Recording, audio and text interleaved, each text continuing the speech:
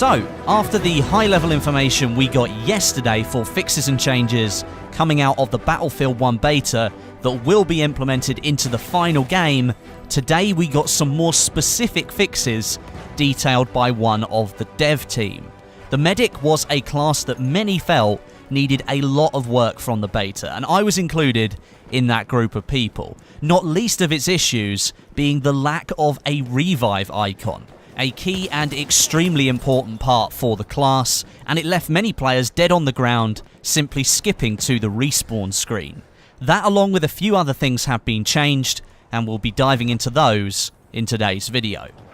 All of this information has been taken from JJJU's Twitter feed. Now, you might recognize that name.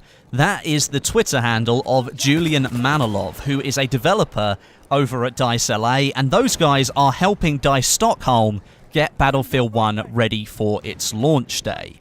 Now, last night, a lot of people were just looking for extra information, and Julian entered a conversation with a few community members around the changes that were announced, and Julian was only too happy to provide some extra information about the medic fixes. Speaking of Twitter, you guys should follow me on there. There's a link in the description. I'm always there chatting and retweeting Battlefield information and just having some good conversations with you guys. You can stay even more up to date if you follow me over there.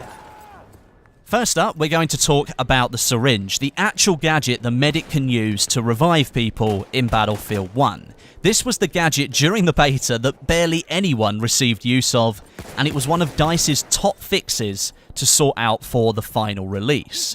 Julian explained firstly that the revive icon in the beta, the one that had to be activated by players pushing the button in the kill cam, sometimes didn't sit over the body who requested the revive. Now, this could cause confusion with the few players who actually tried to revive people, sometimes not knowing whether to run to a body or the icon. That's been fixed. Also, in the minimap, the death icon, the skull and crossbones, that would sit at the exact location that the player died. Might sound like a good implementation, but sometimes that icon would be in a very different place from the dead body that was actually on the map. It could have moved from an explosion or even from the force of the ragdoll animation when you die. That's been fixed as well. Another fix, which links back to the location of bodies and icons, and I just mentioned this, is that the syringe will now be able to revive a body even if it's flown away from the point of which the player actually died. Again, an explosion could send that body ragdolling up into the air, and it could land 25 feet away. And the syringe will now be able to revive that player at the location where the body ends up. This is a fix from Battlefield 4. Sometimes bodies would slide down staircases, or they might fly too far away from the radius where the death actually occurred, and they couldn't be revived anymore. That's been fixed. Another big plus there for the DICE developers. Perhaps the biggest change, though, is this one, and you're going to be really happy about this one, trust me. The revive icon, also known as the triage icon, now shows automatically the moment you die, if you're able to be revived. This removes the need to click a separate button in the kill cam to tell medics you need a revive. Thank God. This was perhaps the single biggest issue with the revive system in Battlefield 1, and I'm so happy that DICE have reverted it back to what it used to be like in previous games like Battlefield 4 and Battlefield 3. I think the feedback on the system was pretty clear. People didn't like it, and it removed a big element of passive team and squad play from the game. DICE got this one right. It's back how it used to be. I think people are going to be really happy about that. The mention of if you're able to be revived by Julian, he later clarifies that in the conversation. Soldiers cannot be revived if they die operating a vehicle, and that includes horses and cannons on the map as well, or if they die within 10 seconds of the last time that they were revived. So if you revive a player and they die again instantly, maybe they're shot by a sniper, you will not be able to bring them back a second time.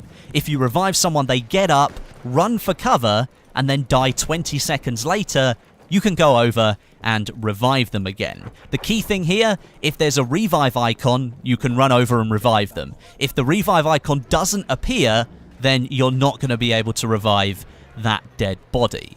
This 10-second limit, though, is presumably to stop the madness that occurred in Battlefield 3, where medics could load up on points by simply just continuously reviving players, or even using them as bait for enemies to kill while they repositioned on the map. It was a dirty tactic, really. I'm glad to see they followed the fixes that they made in Battlefield 4, and now those will be in Battlefield 1.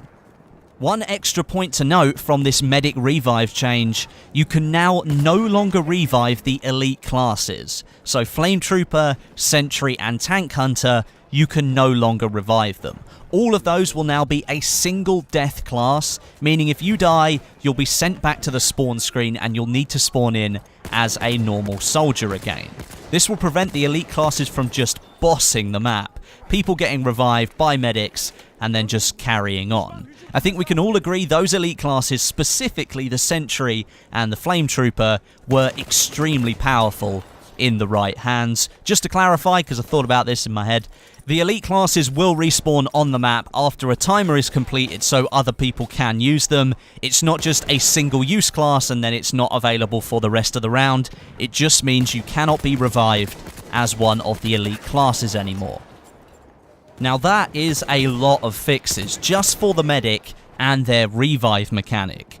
If all of this has been accomplished just a week or so after the beta, I expect we will see a lot more information coming out soon surrounding changes to other parts of the game, like the other classes, weapon balance, and vehicles very soon. As I said, follow me on Twitter, the link's in the description.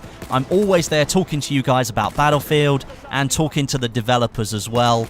It's a really cool way to keep up to date with all the information that's constantly coming out for this game.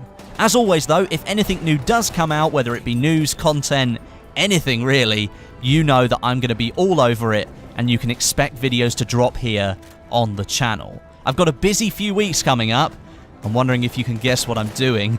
Leave me some comments down below. Let me know what you think of the changes to the medic class. But until next time, my name is Westy, and I'll catch you guys in the next video.